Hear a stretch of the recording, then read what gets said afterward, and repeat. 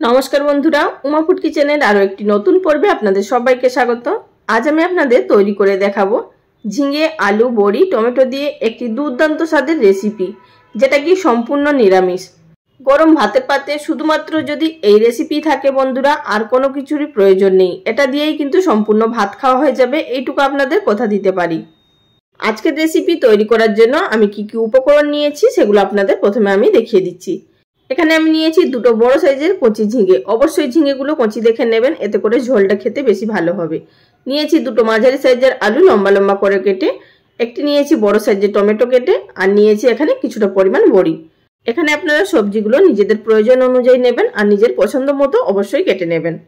এবার চলে যাচ্ছি সরাসরি রান্না তৈরি করার পদ্ধতিতে। গ্যাস ওভেনের উপরে একটি কড়াই বসিয়ে দিয়ে দিলাম 1.5 টেবিল চামচ পরিমাণ সর্ষের তেল। তেল গরম হয়ে যাওয়ার পর দিয়ে দিলাম 1 বাটি পরিমাণ বিউলির ডালের বড়ি। এখানে আমি বিউলির ডালের বড়ি করেছি বাড়িতে তৈরি করা। আপনারা চাইলে এখানে মটর ডালের বড়ি বা ছোলার ডালের বড়ি অবশ্যই ব্যবহার করতে পারেন। মিডিয়াম ফ্লেমে আমাদের বড়িগুলোকে লাল করে ভেজে নিতে হবে। আর এখানে বন্ধুরা আপনারা দেখতেই পাচ্ছেন যে বড়িগুলো ভালোভাবে ভাজা হয়ে গেছে। এবার এগুলোকে তেল থেকে তুলে নেব। বড়ি তুলে নেওয়ার পর সেই একই তেলের মধ্যে দিয়ে দিলাম একটি তেজপাতা, একটি শুকনো লঙ্কা, 1/2 টিস্পুন পরিমাণ কালো জিরে। এই রান্নাতে অবশ্যই এই ফোড়নগুলো ব্যবহার করবেন, এতে করে রান্নার টেস্ট খুবই ভালো হবে। ফোড়ন থেকে সুন্দর একটা গন্ধ বেরোনোর পর দিয়ে দিলাম আগে থাকতে কেটে রাখা আলু। আলুগুলো দিয়ে মিনিট 2-এর মতো হাই ফ্লেমে প্রথমে ভেজে নেব। 2 মিনিট মতো আলুগুলো ভেজে নেওয়ার পর এবার এর মধ্যে দিয়ে দিলাম 1/2 টিস্পুন পরিমাণ হলুদের গুঁড়ো, আর দিয়ে দিচ্ছি 1/2 টিস্পুন পরিমাণ নুন। অবশ্যই আপনারা নুনটা বুঝে দেবেন, যেহেতু আমি পরেও নুন ব্যবহার করব তাই এই সময় কম নুন ব্যবহার করলাম। আবারও এটিকে নাড়াচাড়া করে ভেজে নেব যতক্ষণ না আলুগুলো সম্পূর্ণ লাল হয়ে যাচ্ছে। বন্ধুরা এখানে আলুগুলো লাল লাল করে ভেজে নেওয়া হয়ে গেছে। ঠিক এই পর্যায়ে আমি এর মধ্যে অ্যাড করে দিচ্ছি 1/2 ইঞ্চি আদা, 1 টিস্পুন গোটা জিরে, 1 টিস্পুন গোটা ধনে একসঙ্গে বেটে নিয়েছি। আপনারা চাইলে জিরে গুঁড়ো এবং ধনে গুঁড়ো ব্যবহার করতে পারেন, তবে কিন্তু এই রান্নার মধ্যে বেটে যদি ব্যবহার করা হয় মশলাগুলো, তাহলে খেতে বেশি টেস্ট হবে। মশলাটা দিয়ে গ্যাসের ফ্লেম মিডিয়ামে থাকা অবস্থায় এটিকে 2 থেকে 3 মিনিট মতো ভেজে নেব। মিনিট 2-3 ভেজে নেওয়ার পর এবার এর মধ্যে দিয়ে দিলাম 1/4 টিস্পুন পরিমাণ কাশ্মীরি লঙ্কার গুঁড়ো, দিয়ে দিলাম 1/2 টিস্পুন পরিমাণ ঝাল লঙ্কা গুঁড়ো, আর দিয়ে দিলাম 3টে চেরা কাঁচা লঙ্কা, আর দিয়ে দেবো এবার যে টমেটোগুলো নেওয়া হয়েছিল সেই টমেটো কুচিগুলো। আপনারা এখানে ঝালটা নিজেদের টেস্ট অনুযায়ী ব্যবহার করবেন। আর এখানে আপনারা কাশ্মীরি লঙ্কার গুঁড়োটা দিতেও পারেন, আবার নাও দিতে পারেন। আমি এখানে সুন্দর একটি কালারের জন্য ব্যবহার করলাম। আবার ওই সমস্ত উপকরণগুলোকে ভালোভাবে নাড়াচাড়া করে নেব। তারই মাঝখানে দিয়ে দিলাম সামান্য পরিমাণ জল, যাতে করে টমেটোগুলো খুব ভালোভাবে গলে যায়। এবার গ্যাসের ফ্লেম একেবারে লোতে করে দিয়ে ঢাকা দিয়ে এটিকে রান্না করে নেব আর 5 মিনিট মতো। মিনিট 5-এর পর ফিরে এলাম। এবার কিন্তু আমাদের মশলাগুলোও সম্পূর্ণ কষানো হয়ে গেছে, আর টমেটোটাও কিন্তু অনেকটাই গলে গেছে। ঠিক এই পর্যায়ে একটু নাড়াচাড়া করে নেব। এবার এড করব আগে থাকতে কেটে রাখা ঝিঙে।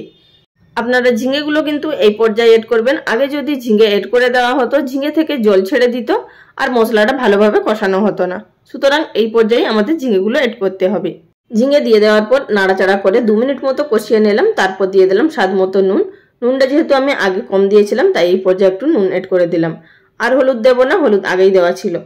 যেহেতু এখন ঝিঙের উপরে নুন পড়ে গেছে আর ঝিঙে থেকে প্রচুর পরিমাণে জল বেরোবে, এই পর্যায়ে কিন্তু ঢাকা দিয়ে আমি এটিকে রান্না করে নিলাম যতক্ষণ না ঝিঙে আলু সেদ্ধ হয়ে যাচ্ছে। এখানে কিন্তু আলাদা করে আর জলের প্রয়োজন হয়নি। ঝিঙে থেকেই যেই জল বেরিয়েছে তাতেই কিন্তু সেদ্ধ হয়ে গেছে। আর আপনারা এখানে দেখেই বুঝতে পারছেন খুব সুন্দরভাবে তরকারিটা কিন্তু মজে গেছে। এই পর্যায়ে আমি এর মধ্যে অ্যাড করে দেব পরিমাণ মতো হালকা উষ্ণ গরম জল। আপনারা এখানে অবশ্যই গরম জল ব্যবহার করবেন, এতে করে রান্নার টেস্ট খেতে খুবই ভালো হবে। আর আমি এখানে প্রায় 1.5 কাপ পরিমাণ জল ব্যবহার করলাম। আপনারা যে পরিমাণে ঝোল রাখবেন সেই অনুযায়ী জলটা ব্যবহার করবেন। আর দেখতেই পাচ্ছেন এখানে ঝোলটা খুব ভালো মতো ফুটে উঠেছে। এই পর্যায়ে আমি এখানে আরও 5 মিনিট মতো ঝোলটা ফুটিয়ে নিলাম। তারপর এর মধ্যে অ্যাড করে দিলাম আগে থাকতে ভেজে রাখা বড়িগুলো দিয়ে আবারও এটিকে নাড়াচাড়া করে নেব এবং আরও 2 মিনিট মতো ফুটতে দেব, যাতে করে বড়িগুলোর মধ্যে খুব ভালোভাবে ঝোলটা ঢুকে যায়। আর আপনারা অবশ্যই এখানে ঝোলের পরিমাণটা একটু বেশি রাখবেন, তা না হলে বড়িগুলো কিন্তু টেনে নেবে ঝোল।